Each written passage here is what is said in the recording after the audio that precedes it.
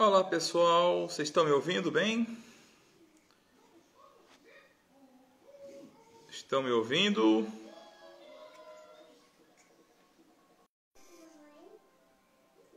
Beleza, estamos começando a nossa última live da série Pastores e hoje super especial, estamos fechando com chave de ouro. Daqui a pouco o pastor Humberto Albuquerque vai estar conosco, mas eu tenho algumas informações importantes para te passar antes de chamá-lo para cá para a live. Em primeiro lugar, eu quero pedir para você mandar aviãozinho para todo mundo aí, avise o pessoal que a gente vai estar ao vivo, daqui a pouco o pastor Humberto vai estar aqui e eu creio que vai ser uma grande bênção, vai ser um tempo precioso para a sua vida. E eu vou mandar meus aviãozinhos aqui, ó, para todo mundo. Estou mandando aviãozinho para todo mundo da minha lista aqui. Você vai fazendo o mesmo aí. Pessoal, tem uma novidade muito legal. A partir de segunda-feira, a gente vai começar uma nova série aqui no Instagram.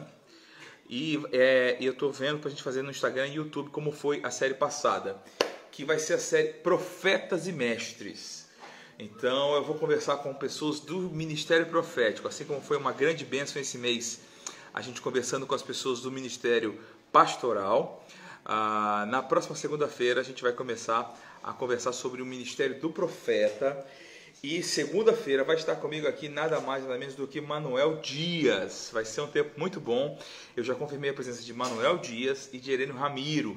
Outra coisa diferente que a gente vai fazer a partir da semana que vem é que a gente vai fazer uma série de lives sobre profetas e mestres, e a outra série vai ser duas séries no mês que vem. Uma série Profetas e Mestres, outra série O Velho Testamento. A gente vai dar uma olhada, assim como a gente fez no mês passado, o Novo Testamento. A gente vai dar uma olhada bem profunda no Velho Testamento. E eu estou organizando para essa série do Velho Testamento ser com gráficos. Vai ser um negócio bem legal. Obviamente a gente vai fazer aqui e no YouTube, vai ser muito legal. Eu quero te dar a dica de livro de hoje. Esse livro aqui é maravilhoso, O Poder do Hábito. Não é um livro cristão, ele é um jornalista, Charles Duhigg. Ele é um jornalista, mas esse livro é maravilhoso. Você que vai trabalhar no ministério pastoral, na liderança, você precisa desse livro, porque pastores lidam muito com isso e às vezes existem questões naturais que precisam ser resolvidas na vida das pessoas. Nem sempre é uma questão espiritual. E esse livro é maravilhoso, eu aconselho profundamente. O Poder do Hábito, de Charles Duhigg, editora Objetiva.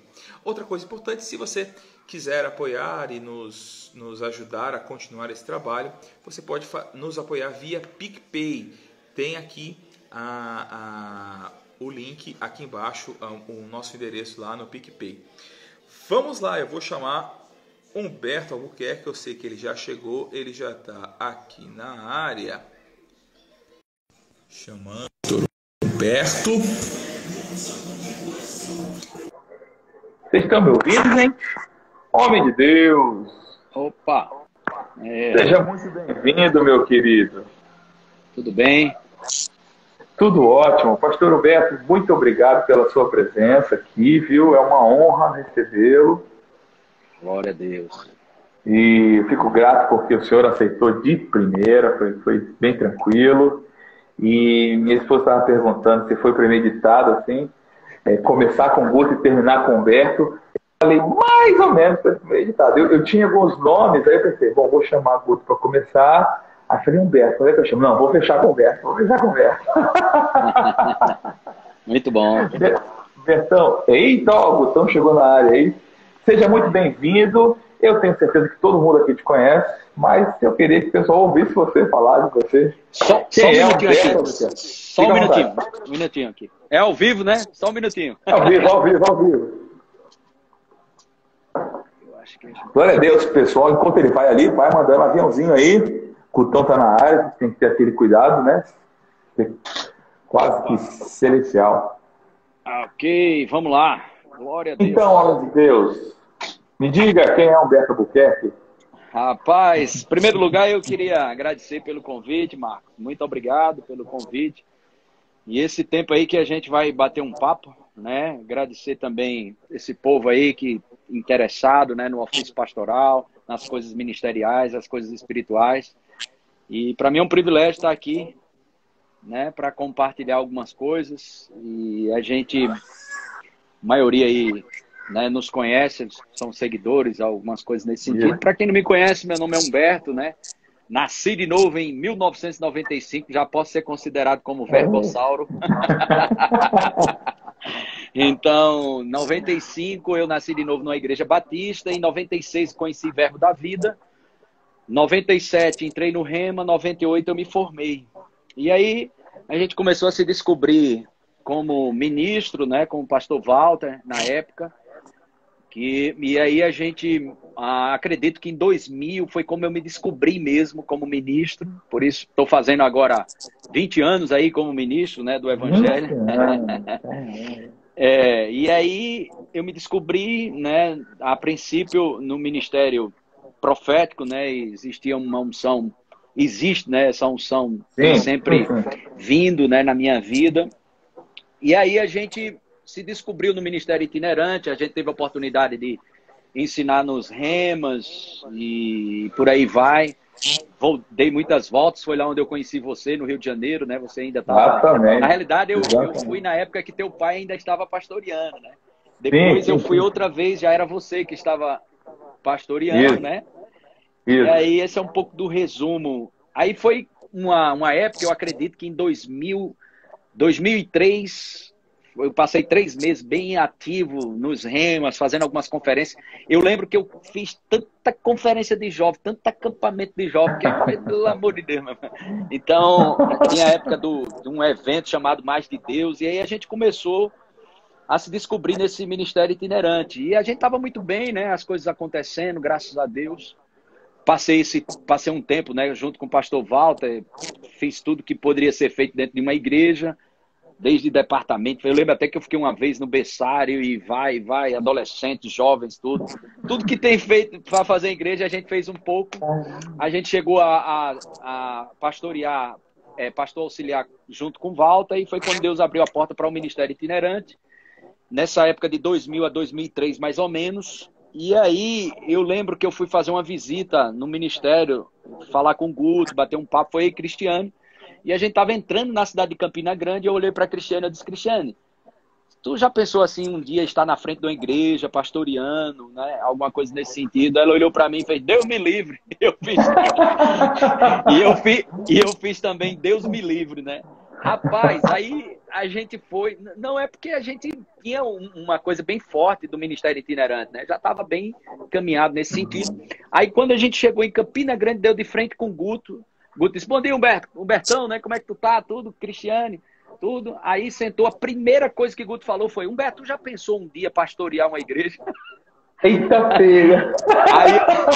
Aí eu disse pra Guto, porventura teu espírito não estava com a gente lá dentro do carro, né? Que loucura, cara. Eu sou fascinado nessas coisas, bicho, essas coisas do espírito, é fantástico. Aí, rapaz, foi quando a gente conversou, aí ele disse: não, mas fique tranquilo, cara, tá tudo bem, tudo. Aí, cara, passou um tempo, de 2003 para 2004, eu tive um sonho, né, muito forte sobre o bairro de Casa Amarela, da cidade do Recife. Sim. E esse bairro, vinha algumas pessoas fazendo assim, e eu ia para pastorear essas pessoas, né? Mas aquilo, eu entrei em parafuso, isso aí eu fui orar, pensei muito. E além do mais, que o pastor falava, né? Rapaz, esse profeta inventado de pastorear vai morrer cedo, rapaz. Eu pensava...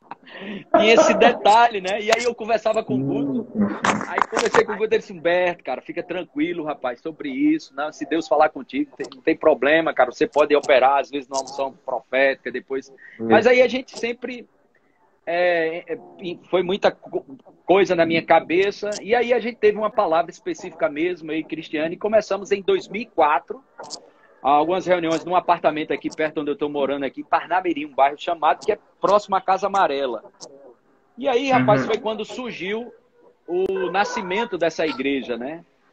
Surgiu o nascimento dessa igreja. Eu digo para as pessoas, eu sei que as pessoas dizem abrir igreja, eu entendo a expressão, mas eu sempre digo: rapaz, abrir, você abre empresa, a igreja nasce, né? Porque é um organismo vivo, né? Eu aprendi isso com o pastor Janduí. O pastor Janduí me disse isso uma vez, eu nunca mais esqueci. Aí foi assim, Marco. E aí começou em 2005, eu conto 2005, Mas antes de 2005, a gente teve umas reuniões pequenininhas. E quando aí veio aquela pancada para alugar, aí pronto. Aí, 2005, em maio de 2005, começamos a Igreja Verbo da Vida Zona Norte. E foi quando a gente alugou o primeiro prédio. Aí, começou lá. Bom demais. E tem sido um avivamento mesmo no Casa Amarela, né? Tem a igreja... Eu digo, Humberto, bom, primeiro algumas coisas que eu queria dizer. Primeiro que você falou aí que teve lá quando eu pastoreava, você foi o primeiro ministro que foi lá quando eu era o pastor da igreja. Foi o primeiro ministro que eu levei lá. Mas eu sou muito encantado com a igreja de Recife, cara. Eu acho que é a experiência de culto mais fantástica que a gente tem, assim, de um culto onde você sai realmente maravilhado, cheio de Deus. E a primeira coisa que eu queria que você falasse é como é que surgiu e como é que é essa coisa da igreja do Recife, da Zona Norte? Isso é pensado? Como é que funciona isso? O culto da igreja do Recife. Por que é tão bom, bicho? Rapaz, olha só. Eu lembro uma vez, como eu te falei, eu entrei em parafuso nessa questão ministerial, porque eu fluía, né? Cara, eu teve um ano que eu ensinei 7 vezes seguido manifestações do Espírito. 7 vezes, cara, no Rema. Então, assim, eu era muito vidrado na questão das manifestações do Espírito, tinha uma pegada muito segura disso. E, assim, você pegar um ministro itinerante que está... não é porque estava ruim o ministério itinerante. Eu tive que perder para entrar, né? Então eu segurei as rédeas, tudo, eu disse, Senhor, aí começou a igreja, quando a gente foi para esse prédio, a gente tinha 35 pessoas mais ou menos, em 2005, a gente foi para lá e a gente alugou esse prédio, e esse prédio cabia 300, né? Aí o pessoal, cara, tá maluco, bicho, como é que vai alugar um prédio para 300 pessoas, tu tem 35, tu tem 10%, e aí eu sempre acreditava, né, que estava expandindo. Aí eu ficava, não, cara, realmente aí ficava pensando, mas vamos em frente, e aí tá. Aí no dia que o pastor Bud foi para lá, não foi nem culto. Pastor, eu quero conhecer o prédio. O pastor esteve aqui em Recife, aí a gente foi ver o prédio. Aí o pastor deu as mãos, o pastor Bud, eu acho que Guto estava também. O pastor Bud disse assim: rapaz, esse prédio tá pequeno. Aí eu disse: rapaz, eu sou doido para pegar um prédio desse. O pastor Bud é o quê então? Para dizer que já tá pequeno. Então, eu ficava mensurando isso, né? Se eu sou doido para ir para um prédio que cabe 300 com 35 pessoas e eu chegar com 35, o pastor já dizer que é pequeno. Aí eu disse, então não tô doido não. Aí a gente começou essa questão pastoral. Eu lembro, Marcos, que o que marcou poucas vezes, eu acho que 2, no máximo 3 vezes ou 4, não sei, foi que eu escutei audivelmente Deus falar. Eu estava orando e eu dizendo, Senhor, o Senhor me ensinou, eu tenho ministrado por aí afora, mas pastorear, eu não sei pastorear. E o Senhor falou comigo sobre o nascimento dessa igreja. Então o Senhor me ensina a pastorear, né? E aí a gente orando, e aí essa palavra foi audível. Eu acho que tinha que ter sido audível, se fosse testemunho interior eu não conseguiria pegar. E o Senhor falou... Aí o senhor falou para mim, Humberto, a única coisa que você precisa é não me atrapalhar. Aleluia. Aí eu fiquei pensando naquilo, eu disse, não lhe atrapalhar. Aí o senhor falou, porque a igreja não é sua, a igreja é minha. E aí, rapaz, isso foi uma chave mestre para o meu pastoreio. Aonde as coisas não estão funcionando é porque eu estou metido demais. Uau! Estou atrapalhando Deus, onde não está funcionando. E onde está funcionando é porque Deus está envolvido, né? Então, eu tenho me guardado em oração nesse sentido e não atrapalhar Deus, né? Pode ser engraçado para muita gente, mas foi uma palavra que Deus me deu. Então, eu vou para o tempo de oração que eu tenho, para orar sobre a questão ministerial, a questão do pastoreio, e eu sempre tenho colocado isso diante do Senhor. Pai, onde eu estou te atrapalhando? Onde eu estou me metendo, não deveria me meter? Aonde eu devo... Qual a música que o Senhor está tocando para que eu possa cantar ela? Qual a dança que o Senhor quer que eu dance? E aí, pegando, né, essas coisas também, observando o pastor João Roberto, alguns homens de Deus, né, que mais maduros, mas a linha mestre mesmo foi essa, né? E a segunda que me trouxe esse entendimento foi a questão da liderança, né? Que você é ministério itinerante, você está sempre ministrando e sai e tudo. E a segunda pancada foi o Senhor falou comigo, né? Você gostaria de ter um pastor como você?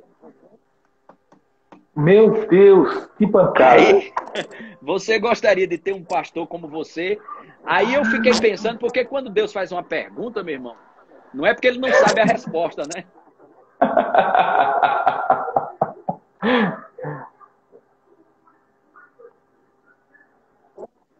Eu fiquei pensando nessa questão e eu disse, Senhor, eu não gostaria de ter um pastor como Humberto em todas as áreas. Gostaria não. E aí o Senhor disse, então trate de mudar aquilo que precisa ser mudado. Muito bom. Se você mesmo não gostaria de ser pastoreado em algumas áreas como você, por que os outros vão ter que tolerar esse seu pastoreio nessas áreas, né? E aí a gente foi para a mão do oleiro para ser moldado, né? Para entender esse aspecto. E eu acho que a gente perdeu aqui. Tá me ouvindo, Marcos? Eu estou te ouvindo bem. Tá me ouvindo bem? Ok. Estou te Então, ouvindo. aí eu acho que dentro desse na mão do oleiro, aí a gente foi se formando, criando uma estrutura de pastoreio.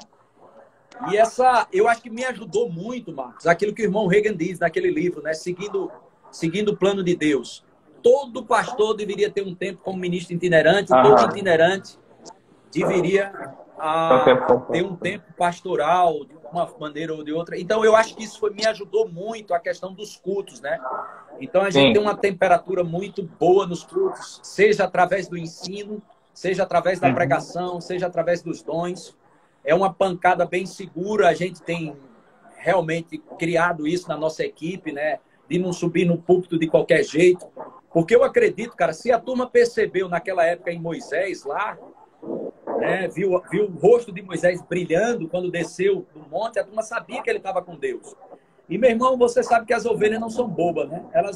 Elas sabem o pastor que passou tempo com Deus e que não passou, né? Então, eu acredito que a gente pode guiar nossas ovelhas, vamos dizer assim, como pastor, com o seu rosto e com as escrituras, né? A nossa face, ela pode mostrar se está em fé ou não, porque Jesus viu a fé daqueles caras que desceram pelo telhado, né, o paralítico, vendo-lhes a fé. Atos, capítulo 14, Paulo viu a fé daquele camarada, viu que aquele camarada tinha fé para ser curado, né? Então, as ovelhas estão olhando, né? Não somente o falar, mas o falar com vida, né? Tem um tempo de ser ministrado por Deus para subir naquele altar com muita responsabilidade, com muita integridade, com muita honra pelo aquele povo que está ouvindo. E eu acho que essa ferramenta, eu sou muito duro, até com a equipe minha, os que vão subir lá, eu disse, cara, se subir e pregar, eu sei se você está na unção ou não, vai passar tempo sem pregar, meu filho.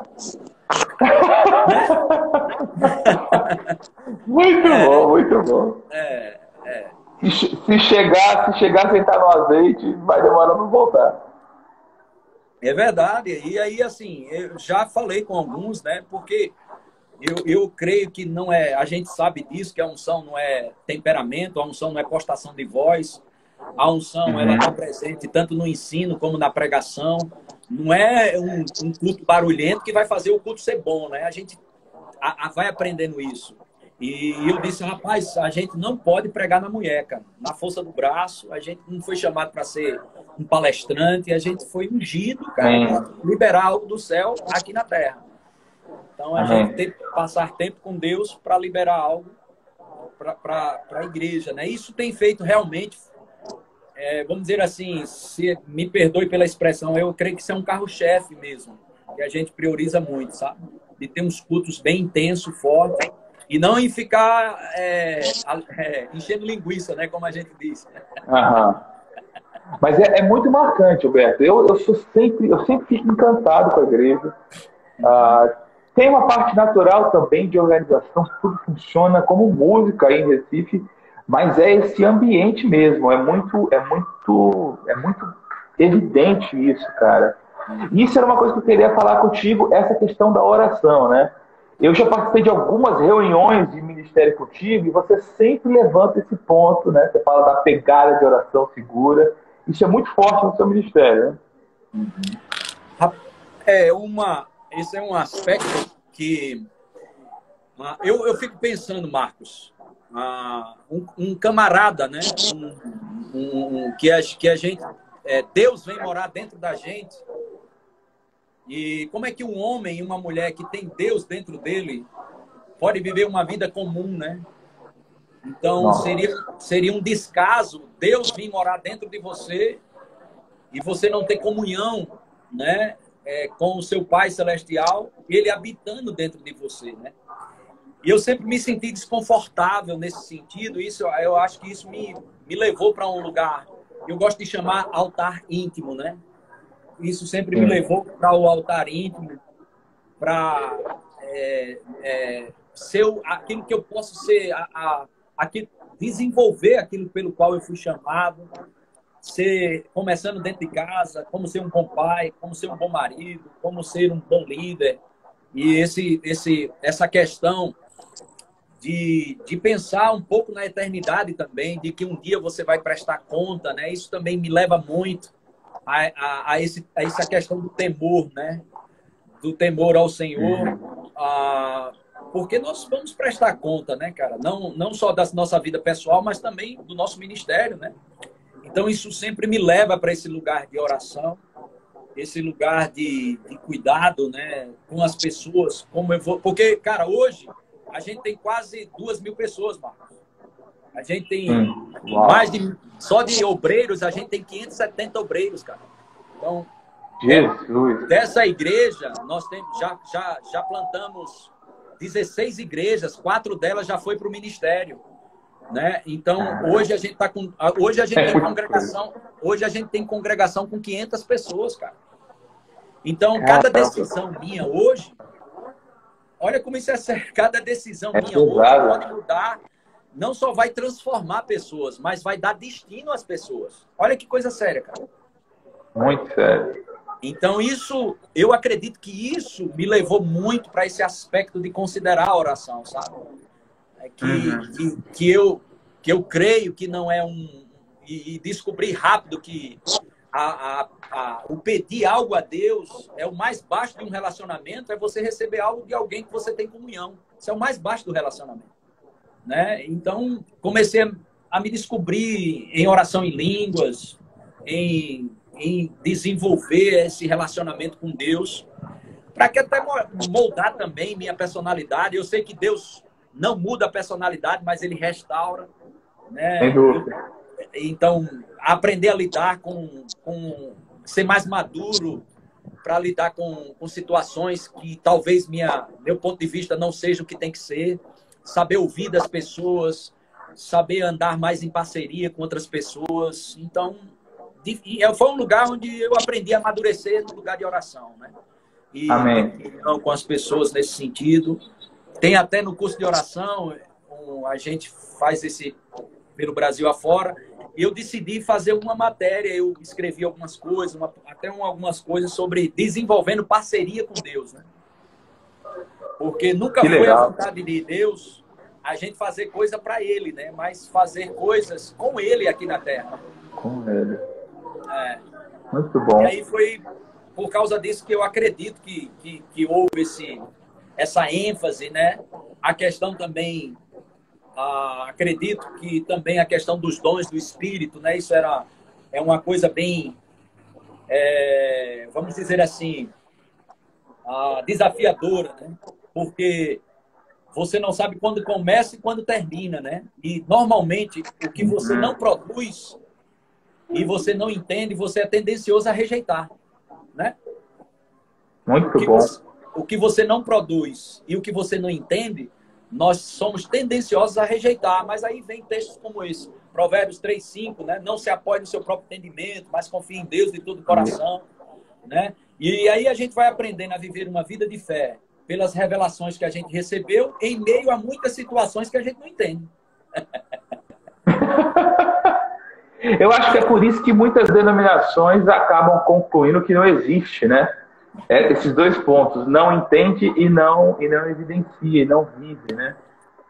É triste isso, cara. E aí você transforma a sua experiência no que é certo, né? E já pensou se tudo que Deus fosse fazer tem que dar satisfação a mim e a tu? Era uma invenção, né? Cara. Então, se Deus, toda vez que fosse fazer algo, ele tem que me explicar para que eu entenda, para que eu poder acreditar. Então, eu entendo, né, que muitas vezes nós vamos ter que acreditar para entender. Isso. A Bíblia fala em Romanos 11:33, fala de juízos insondáveis e caminhos inescrutáveis, né? Então vai ter situações, cara, que a gente não vai entender, mas e daí? Quando a razão desmaia, a fé fica de pé. Muito bom. Não é? Você sabe que tem uma coisa que eu falo às vezes, Roberto, que é o seguinte: a Bíblia, o Evangelho, ele não é ilógico, né? Mas a lógica de Deus não está submissa à nossa, né? É verdade. Pode ser que tenha coisa lógica para Deus que para a gente não faça o menor sentido. Ainda assim, a gente só tem que se submeter e aceitar. Ó, um Deus que tira, Deus que faz vinho que nunca veio da uva. Um Deus que serviu pão que nunca veio do trigo. Peixe que nunca nadou. Nossa. Azeite que nunca veio da azeitona, né? Então, assim, Muito bom. não temos como mensurar o reino espiritual, né? É bem desafiador isso, né? E aí eu acho que aí a gente deve descer mesmo no aspecto de se quebrantar mesmo, ter um coração contrito e quebrantado, porque tem coisas, cara, que a gente não vai caber na nossa cabeça e nem por isso a gente vai ter que parar, né? É bem desafiador, mas é interessante. Roberto, ainda dentro de oração, tem duas coisas que eu queria tocar com você. Primeiro, eu vejo que hoje as pessoas ficam entre dois pensamentos sobre oração. Um de ficar contando no relógio quantas horas orou, não sei o quê. Outro é de dizer assim, eu não sou religioso, né? E aí na verdade, não ora. A verdade é, não ora. Então, sem entrar qual é a sua rotina, mas como é que você vê o equilíbrio disso aqui? Porque não adianta, cara. Não é pouco. Não é orando pouco que a gente chega lá. Não adianta. Né? Outra coisa, eu vejo você falar muito sobre isso, você citou aqui rapidinho. Esse vício que a gente chama, que você fala, né, da oração de petição, quando chega ao nível que ela passa até a perder um pouco de sentido, né? Quando você acha sua suficiência em Deus, né? E você não está mais pedindo as coisas, porque você está naquele fluir. Isso eu acho uma coisa muito forte que você fala, e eu queria que você falasse para a gente. Um pouco, primeiro, sobre esse equilíbrio aí da rotina de oração, e segundo, sobre essa questão da oração de petição, esse vício no pedir, né? Amém. Então, eu acredito, Marcos, que a disciplina, ela é muito importante. Ela tem seu lugar, né? Tá nas escrituras, a gente crê nisso. Mas eu não acredito que o evangelho ele foi estabelecido para ser revelado pela disciplina. Eu creio que o evangelho foi estabelecido para ser revelado, para ser exposto pela revelação e não pela disciplina. Mas enquanto você não tem revelação, a disciplina serve como uma ponte. Eu penso assim. Então, muito bom. Muitas vezes a disciplina me levou para o lugar, como eu te falei, né? Eu gosto de chamar altar íntimo. Muitas vezes, para o meu lugar de oração, o meu quarto que eu tenho aqui de oração, muitas vezes a disciplina me levou para lá. Mas quando a revelação chegou, ela sucumbiu à disciplina. Então, a disciplina, ela me manteve fiel enquanto eu não tinha revelação. Mas quando você começa a ter revelação da presença, quando você começa a entrar em lugares mais profundos em Deus, já a disciplina, a presença, ela toma conta da disciplina. Ou é como uma substituição. Então, eu sempre digo para as pessoas, por exemplo, meus filhos, algumas coisas eles não queriam, mas cara, isso vai ser bom. Eu estou te dizendo, meu filho, vai ser bom, por exemplo, o inglês. Cara, o inglês vai ser bom para você futuramente, cara. Isso aqui é importante. Não, pai, mas isso. Eu disse, ó, vamos fazer o seguinte. Enquanto tu não tem revelação, tu vai fazer pelo mentoreamento, tu vai fazer por disciplina. Então, tem coisas na vida da gente, eu acredito que o hábito é mais forte do que o desejo. Então, às vezes, quando o cara não tem uma maturidade espiritual, ele pode criar um hábito que leva ao desejo, né? Então, isso são coisas pessoais minhas, assim, não necessariamente uma doutrina, né? Estou abrindo coisas do meu coração para tu entender. Então, eu fui muito ajudado com a disciplina. Mas hoje, em algumas áreas da minha vida, eu uso a disciplina ainda. Por exemplo, fazer exercício. Para mim, hoje, não é uma sugestão. Para mim, hoje, eu tenho que fazer como se eu tomasse remédio. Eu preciso fazer exercício físico. Seja caminhada, seja correr. Para mim, hoje, não é uma opção. Eu preciso mesmo. Então, a disciplina me mantém lá. Então, para entrar em alguns âmbitos no ministério, espiritualmente falando, né, na fidelidade, né, na leitura, tudo, eu comecei pela disciplina, mas depois veio a revelação e aí as coisas, eu precisava de força para ir para um lugar de oração. Hoje, se minha esposa não me tirar lá do quarto, ela chega às vezes para mim, eu não casei com um anjo não, meu filho. Sai do quarto. Porque a gente se empolga, né, cara, com as escrituras, né? A gente vai amadurecendo isso, a gente fica tão animado com as escrituras, com a oração, que a gente pensa que é só isso, né? Esquece do natural. E aí a esposa lembra, ei, menino, tu não tá no menino, não. E aí tem esse aspecto. E a oração de petição, cara, eu acredito, esse é um ponto de vista meu, a oração de petição ela é lícita, ela está nas escrituras, nós ensinamos sobre isso, né? Mas eu acredito que essa é a oração mais básica, vamos dizer assim, e também de um relacionamento. Já pensou se uma pessoa quisesse andar contigo, Marcos, só pelo que você pode dar para ela? Seria constrangedor, né? Então, eu não ia querer. É verdade. Então eu fico pensando, rapaz, meus filhos, né? Você que é pai sabe também disso. Eu lembro meus filhos menores, quando eu viajava no Ministério Itinerante, e chegava o mais novinho, que é Gabriel, né? Que hoje já é um rapazão. Ele queria saber de presente, queria saber muito do pai, não. Pai trouxe presente. Já o mais velho, quando amadureceu, ele disse, pai, o senhor precisa viajar menos, tenho tido saudade do senhor, queria que o senhor ficasse mais em casa, né? Tudo. Aí o outro, quando amadureceu também, ele não pensou mais no que ia receber. Ele já começou a perceber a ausência do pai, a necessidade de ter o pai presente, né? Então eu acredito que a oração de petição, ela é muito voltada assim para pessoas assim. Eu não queria dizer a palavra imatura, eu queria dizer para pessoas que não chegou em lugares ainda mais profundos na oração, elas vão entrar em uma dimensão de relacionamento com o Pai Celestial, né? A gente pode mensurar pelo aspecto natural, né? Que é muito mais o desejo de estar com o Pai, o desejo de orar os planos e os propósitos de Deus, do que até mesmo pedir alguma coisa. E por consequência disso, Gálatas capítulo 4, verso 1 diz que o herdeiro, enquanto é criança ou menino, né, em nada difere do escravo.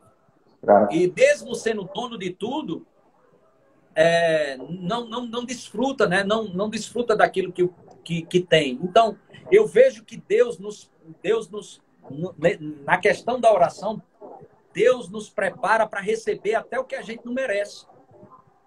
Uau! Construi coisas dentro de nós, né? Esse lugar de oração. Porque quanto menos você possui, mais acesso você tem. Eu sempre tenho dito às pessoas, eu acho importante quando as pessoas falam sobre tomar posse. Mas eu tenho muito cuidado com essa questão de posse, para a gente não perder, vamos dizer assim, o entendimento de mordomia aqui na Terra, né? E eu sempre digo assim, que no reino de Deus, o único que é dono é o rei, né? O dono, né? Só tem um dono. Então a gente trocando a posse pelo acesso, né? Então eu tenho instruído as pessoas, né? Troque a posse pelo acesso, né? Quanto menos você é dono, mais você vai ter, né? No reino de Deus funciona assim. Cara, que coisa fantástica, Humberto. Que coisa fantástica. E às vezes eu vejo as pessoas tão desesperadas para possuir, e isso parece um desejo mundano ainda, né? É o mesmo desejo mundano que foi o mesmo desejo evangelizado. Mas esse lugar na presença vai mudando o desejo, né? A gente vai desejando outra coisa, né? E aí é o que você falou da personalidade, o caráter vai ser moldado só porque está com ele, né, cara? Exatamente. E aí Jesus ele fala para os discípulos, né? Vos farei pescador de homem. Cara, você não consegue se fazer um pescador de homem. Isso. Existe o oleiro, né, moldando a vida da gente para cada estação. E eu lembro também, eu acho que você estava numa conferência, eu falei até com o Simon sobre isso, uma conferência que lá no Mar Dunas, que ele falou sobre oração. Eu lembro. Ele usou aquele texto de ficar com Jesus, né? De estar com ele, né? Isso. Os e os discípulos, ele chamou os discípulos para estar com eles. E depois fazer alguma coisa por consequência de estar com ele, né? Tem até quem diga isso, eu não sei se foi Diego, falou uma vez, ele disse, antes do ide tem o vinde, né? Então, muito eu acho que isso foi uma das coisas que me levou para ter esse entendimento melhor de oração, esse se jogar. E outra coisa, Marco, também, que essa ministração, essa mensagem, né, pioneira do Verbo da Vida. Hoje não, muita gente fala de justiça de Deus, muita gente fala de realidades da nova criação, mas isso foi uma mensagem pioneira no reino, aqui no Brasil, trazida pela Rima, né?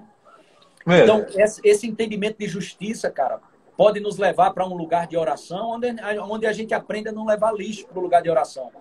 Quando eu digo não levar lixo, você começa a dizer, eu não sou nada, Senhor, eu vim me arrepender, Senhor, eu quero ir, eu estou errando nisso, eu estou fazendo isso. E a gente esquece que isso é uma obra do Espírito Santo em nós, pelo fato de estar em comunhão com Ele, com o Pai, né?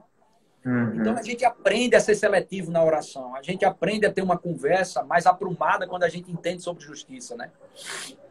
É transformador, né? Até porque eu fico pensando nessa hora, sem essa consciência, você nunca sai do lugar, né? Lembra aquela ministração da Alexandra, do carro atolado, né? Você está sempre todo errado, né? É claro que o nosso acerto, como você disse, a gente está tentando não atrapalhar, né? Mas alguma hora esse carro vai ter que andar, né? Pelo amor de Deus. E uma coisa, cara, que eu até estava vendo nesses dias, tem um texto, né, que fala sobre, em Marcos 5,44, João 5,44. Posso ler aqui? Vou abrir aqui. Por favor. É rapidinho, me veio ao coração para compartilhar isso. Esse é um texto bem interessante. Marcos 5,44. Evangelho de João 5,44 diz: como podeis crer, vós, os que aceitais glórias uns dos outros, e contudo não procurais a glória que vem de Deus, do Deus único, né? Aí, cara, eu fui ver isso na nova tradução na linguagem de hoje. João, capítulo 5, versículo 44. Jesus, ele diz, como é que vocês podem crer se aceitam ser elogiados pelos outros e não tentam conseguir os elogios que somente o único Deus pode dar, né?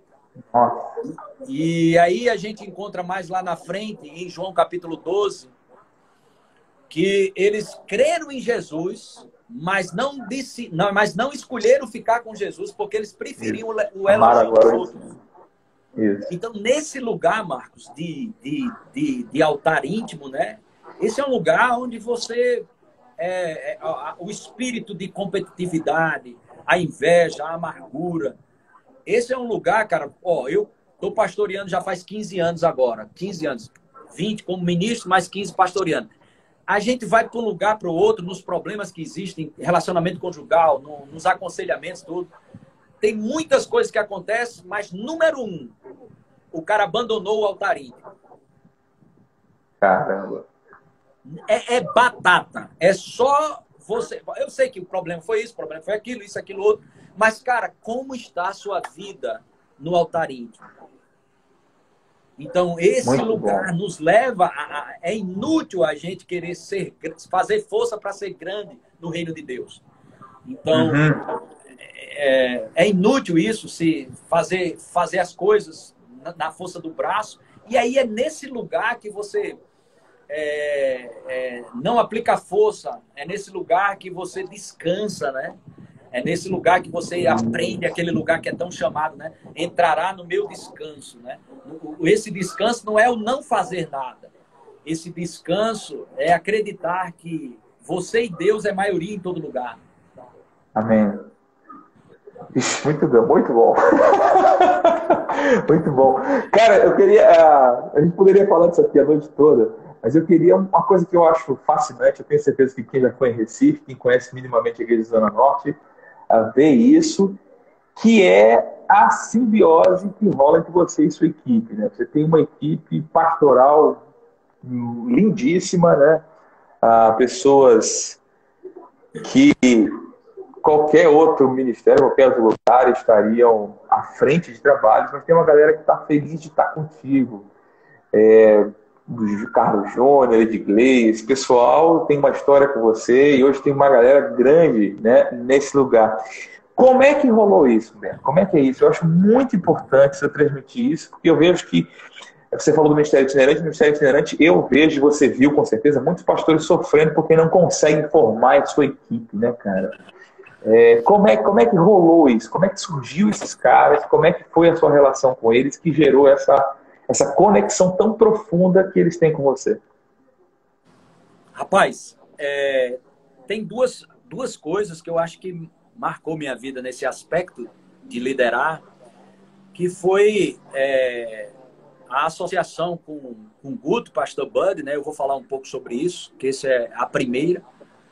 E a segunda, eu acho que também, Marcos, eu aprendi no Ministério Itinerante, passando por várias igrejas, eu aprendi o que não fazer.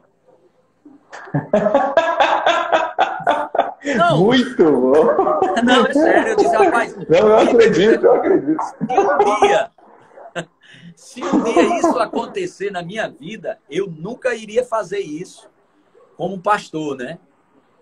E isso, assim, me trouxe um equilíbrio no pastoreio e me chamou muita atenção, voltando agora para o aspecto de Guto, né? Pastor Bud e tudo. Então eu via sempre dois homens muito desprendidos de posição, né? Desprendidos de estar por cima, mas sempre levantando pessoas, sempre favorecendo pessoas. E isso também me chamava muita atenção, né? Eu tenho eles realmente como referenciais, né? Todos nós, né? E o que chama a atenção da gente é que os nossos membros que chegam, os mais novos, sempre tem essa mesma palavra para onde vai, tudo roda em uma só. A humildade que Guto tem, né? Essa questão, essa postura que eu sempre digo, rapaz, a gente quando começa a estufar o peito, querer ser orgulhoso, a gente olha, cara, se o presidente é humilde daquele jeito, a gente nem presta para ser orgulhoso. Como é que o cara vai ser? Como é que vai ser? Rapaz, então, assim, isso me levou para um lugar de compartilhamento, né? E eu sempre promovia coisas, porque eu gosto desse assunto de prosperidade, não espiritual, emocional, fisicamente, dos relacionamentos, mas também financeiramente. Eu me identifico com esse estudo. E eu sempre dizia, né? Rapaz, o que der para mim vai dar para vocês. Né? Então eu fico muito com o olho aberto quando o pastor está numa igreja e só ele prospera. Né? Uau! E eu fico com uma pulga atrás da orelha, porque, cara, você leva uma mensagem, não é para si mesmo, você leva uma mensagem para o corpo de Cristo, para o povo, né? Então, obviamente que você pega muito disso para a sua vida, né? Para a sua vida pessoal. Então, assim, a gente começou a trilhar um caminho de companheirismo, de fidelidade, né? De amizade também. Agora, uma coisa que também eles viam como era o meu procedimento em relação a Guto, em relação ao pastor Bud. Nos 5 últimos anos que o pastor Bud estava aqui na Terra, ele vinha muito ao Recife fazer exames, algumas coisas nesse sentido. Muitas vezes se hospedava na nossa casa. Então o pessoal via como é que eu lidava com as minhas autoridades, né? Então, eu sempre também deixei a porta aberta para os meus líderes falar com o ministério, sem precisar eu estar presente. Eu sempre estimulava. Eu dizia, cara, Júnior, Carlos Júnior, né? Carlos Júnior, Edgley, cara, vai lá em Campina Grande, bicho, vai bater papo com o Guto lá, fala com fulano, fala com Beltrano, né? E assim, até era uma coisa assim que eu dizia, cara, vocês precisam até me ajudar em trazer alguma coisa. De repente eu tô muito extremo numa área, de repente eu tô pegando uma veia que não é muito confortável para as pessoas, né? E aí a gente sempre celebrou muito essa camaradagem, os meninos também, cara, os caras são de ouro também. Eu acho que não é somente o meu mentoreamento, mas também a forma como eles responderam ao mentoreamento, né? A questão da honra, a questão do respeito. Eu lembro, cara, que teve uma época que eu estava viajando e Guto teve na nossa igreja. Guto bateu um papo com o Júnior, com o Carlos Júnior e Edgley, né? Como estavam as coisas na igreja, tudo. E a gente era sempre foi bem tranquilo sobre essas questões. E aí Guto veio falar comigo. Ele disse, Humberto, cara, Bertão, cara, eu estou pensando em colocar uma matéria chamada Ministro Auxiliar na escola de ministro. Cara, eu vejo, cara, que tem os pastores auxiliares, eles não querem abrir igreja, eles não querem sair. Aí eu disse, Guto, esse cara ganha dinheiro aqui, Guto. Eu disse pra Guto, brincando, eu disse, cara, esses caras ganham muito aqui, por isso que eles não querem sair, rapaz. Aí Júnior dizia, pastor, eu tenho um bom salário, eu vivo bem com a família, a gente é realizado, a gente tem acesso, a gente é professor do Rema, a gente prega em conferências, a gente faz tudo que nós sonhávamos e não precisa ter a carga que o senhor tem como pastor presidente, ó. Que pancada! Aí, Guto falou comigo, Humberto, cara, eu queria que tu tocasse um pouco, falasse, vamos criar uma matéria, o ministro auxiliar, tu podia ensinar. Aí eu ensinei 1 ano só a misericórdia de Deus, mas aí consegui. Aí falei um pouco, né, do ministro auxiliar, foi quando eu falei para Guto, para Canrobé. Aí eu disse, Guto, Canrobé, ó, a proposta da escola de ministro é bom um cara que esteja vivenciando isso, né?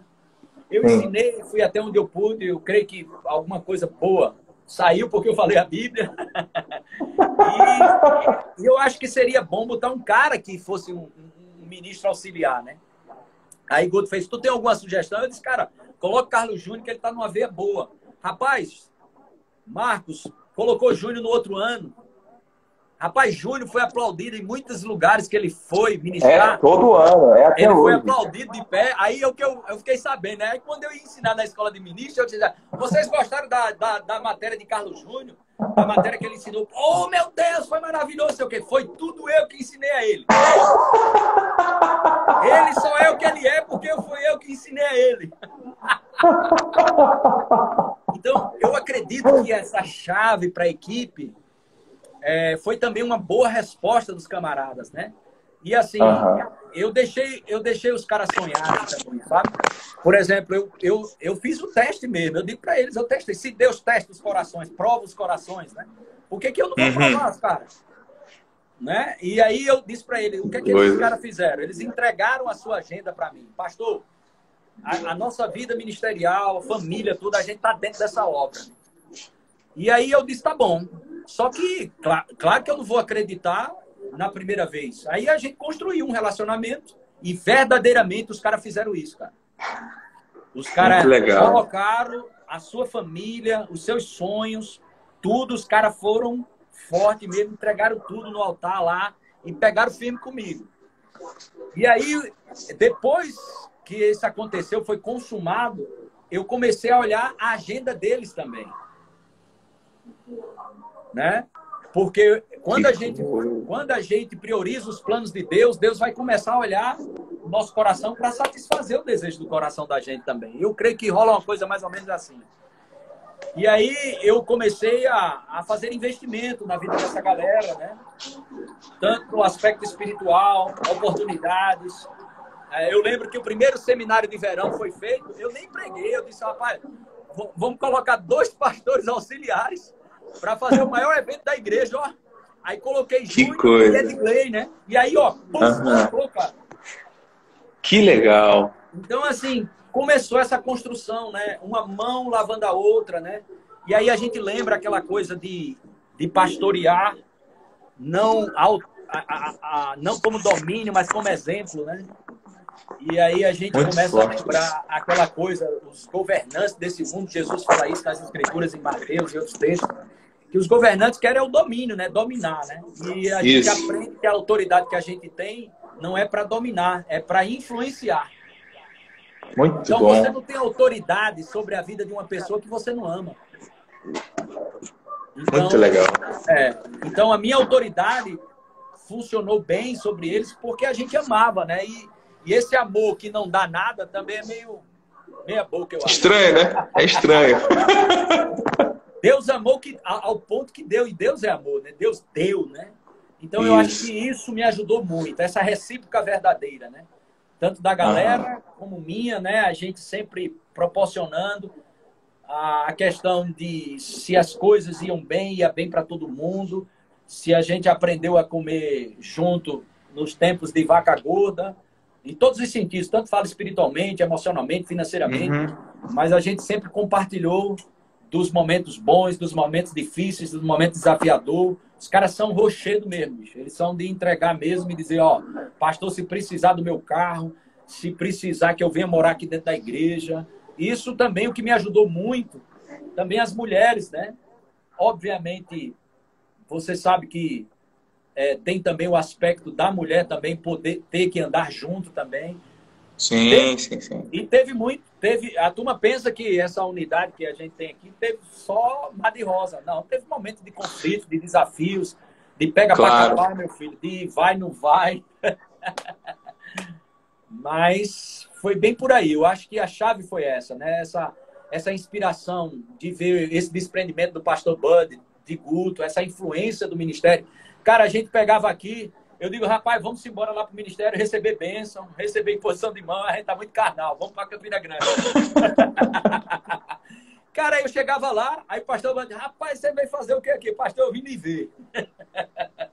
Então, esse entendimento de sair daqui, cara, a gente mora tão perto, 2h30, 3 horas de carro, bicho. Então, a gente de vez em quando, até hoje, a gente faz isso, cara. Eu reúno os pastores aqui, vamos lá bater papo com o Guto, vamos conversar com o Renato, com a turma lá.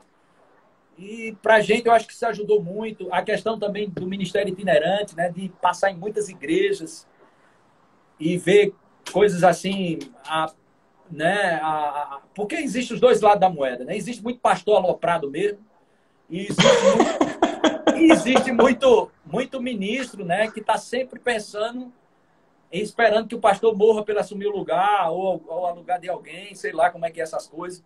Então isso precisa ser bem trabalhado, né? E aí Júnior pegou essa veia aí, boa aí, ele está lançando até um livro futuramente, aí deve sair um livro aí dele sobre essa área. Que legal. Que legal. Eu tenho até um testemunho, 2, né, para dar. Que uma vez, eu conversando com o Guto sobre a questão da supervisão, ele falou de você e ele falou essa questão de você estar sempre indo a Campina Grande, agora vindo, né? E eu lembro uma vez que eu tive aí em Recife dando aula na escola de ministros e eu fui almoçar com o Júnior. E ele falando, ele tem essa coisa de pregar sobre honra, né? Todo mundo o pessoal já viu ele pregando sobre isso, as postagens dele. E ele disse, cara, eu aprendi isso com o pastor Humberto. Ele dá esse testemunho mesmo, né? De como eles virem você. Agora, Humberto, eu acho que isso é uma aula, cara. Essa coisa que você teve de pegar esses caras novos, apostar neles, compartilhar. Eu acho que isso, às vezes, é o mais difícil, né, cara? Compartilhar. Às vezes, receber menos para o cara receber alguma coisa também. Mas o fruto vem, né, cara? Eu creio que, cara, a esperança que se adia faz secar os ossos, né? Cara, todo mundo tem sonhos, todo mundo tem vontade de crescer na vida e avançar, né? Tudo. E a gente não andar com medo da sombra da gente, né? Essa desconfiança se o cara vai ficar... E os caras têm uma influência muito grande na igreja. E tem áreas, cara, que eu não chego nem perto. Eu digo, ó, irmão, isso é essa área aqui. Por exemplo, Edgley, graças a Deus, me salva na escatologia. Então tem cara que é bom numa área. Eu sempre penso sobre isso. Tem pessoas, cara, que serão melhor do que você muitas vezes. do que você, e você não ser aquele cara que faz tudo na igreja, né? Deus me livre e me guarde disso. Então a gente pegou essa veia com o Guto mesmo, com o pastor Bud, de sempre, cara, tem fulano? Cara, fulano dá um banho em mim nisso aí, coloca fulano, bicho. Deixa fulano entrar nessa área aí e tudo, né? E eles souberam, porque quando você dá acesso a alguém, você tá dando honra, né? Então, quando você dá acesso, você chama um cara para sua casa, ou, por exemplo, uma live dessa que você me convida, isso eu entendo que você está me honrando nesse sentido. Então, eu creio que quando você dá acesso a alguém, você está honrando aquela pessoa. Então, mas Paulo diz, olha, eu aprendi a ser honrado. É uma coisa que a turma passa desapercebido sobre isso. Tem gente que não sabe ser honrado. Então, eu aprendi, né? Paulo aprendeu várias coisas, e uma delas, ele coloca lá, honrado. Né? E aprendi a ser honrado lá em Filipenses. Então, tem pessoas que são honradas, mas se lambuzam com isso, né, cara? Daqui a pouco tá com comportamento, né? Colocando em xeque a autoridade do pastor da igreja, andando meio desconfiado, alguma coisa nesse sentido. E aí os meninos sempre foram muito, muito, muito bacana nisso, sabe? Sempre andaram em honra mesmo, sempre tiveram uma pegada segura. E eu disse para ele, eu disse para Júnior, né? Talvez ele esteja até me ouvindo aí. Eu disse para ele, cara, Carlos Júnior, né? Eu disse para ele, rapaz, tu prega muito sobre honra, tu vai ser tentado, isso. Tu vai ser tentado. Cuidado com o espírito de Absalão, cuidado para você não roubar o coração das ovelhas para você. Nem eu tenho esse direito de roubar o coração das ovelhas para mim, cara, porque eu apenas estou pastoreando, estou auxiliando Jesus, cara. O pastor supremo é ele. Então, eu sempre digo às pessoas, eu acho que o Malhos fala sobre isso, que a visão, a visão sempre será maior do que o visionário, né, cara? É o que o pastor Bud deixou pra gente. Isso. Né? Muito bom. É isso. Muito bom. Homem de Deus, eu preciso começar a caminhar. Eu tenho mais uma pauta para deixar você. Mas eu queria, em primeiro lugar, agradecer de todo o meu coração essa aula maravilhosa. A pessoa está comentando aqui, muita gente. Eu queria mesmo que o pessoal conhecesse um Humberto que às vezes não dá para ver nos púlpitos e nos eventos por aí. E eu achei maravilhoso mesmo. Eu já tinha ouvido algum desses pontos com você em conversas um pouco mais informais e eu queria mesmo que tivesse esse sabor, essa conversa. Só uns avisos para a galera aí, pessoal. A gente começou nosso grupo no canal no Telegram. Tem o link na bio aqui do Instagram. Se você quiser apoiar financeiramente, está aí o PicPay. A gente está terminando essa série, mas a partir de segunda-feira a gente vai começar uma série. Ó, a série que eu vou começar, Alberto. Profetas e Mestres. Vai? Deus te abençoe. Aí vai ser bênção. Vai ser muito boa. E eu quero agradecer a todos que estiveram aqui. Agradecer profundamente. O livro que a gente está indicando hoje. Já leu esse livro? Já viu esse livro, Alberto? O Poder do Hábito? Não. É um livro bem legal, cara. Me ajudou muito em umas coisinhas. E, Humberto, última coisa, para terminar, você vai falar até o fim, isso aqui. Mas tem pouquinho tempo, infelizmente. Você falou da coisa da prosperidade. Isso é uma coisa, é uma marca sua, né? Mas também existem, você sabe muito bem, abusos sobre isso, né, cara? Como se manter crendo, pregando prosperidade num mundo tão doido, né? De tanta revolta e tanto exagero sobre o assunto. Amém. E já um beijo no coração, muito obrigado. Beijo na Cristiane, nas meninas e na igreja aí, viu? Glória a Deus. E diz uma coisa, eu perdi a noção de tempo. Quanto tempo tem aí? Tem um pouco mais de 1 minuto, cara. Ok. Então, gente, esse aspecto, né? Ele é bem amplo, bem longo isso. E resumindo isso, você vai meditar em Salmos, um salmo bem difícil, Salmo 23:1. O Senhor é nosso pastor e nada, absolutamente nada nos faltará. Eu creio que a chave número 1 para esse aspecto é entender o propósito, em primeiro lugar, da prosperidade e entender o que é prosperidade bíblica. O propósito da prosperidade, na minha vida e na vida de todo crente, é exatamente isso, para que as pessoas conheçam o caminho da salvação. Exatamente isso. Amém. Esse é o propósito